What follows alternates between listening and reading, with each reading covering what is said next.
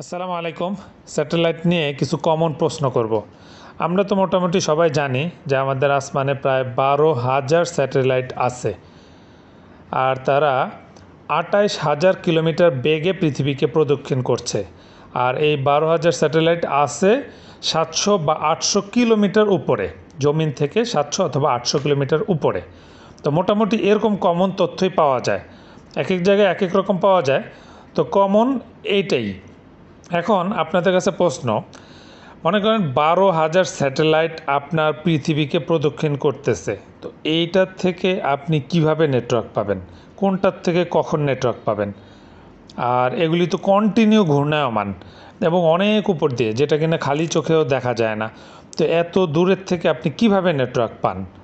আরও সহজ একটা প্রশ্ন, ধরেন আপনার এলাকায়, আপনি উত্তরাতে থাকেন, আপনার এলাকায় 12,000 রাউটার আছে এবং সেই রাউটারগুলি আপনার বিল্ডিংয়ের থেকে প্রায় 700 কিলোমিটার উপরে অবস্থান করে এবং তারা 28 কিলোমিটার বেগে পুরা উত্তরা উপর দিয়ে ঘুরে চক্রাকারে।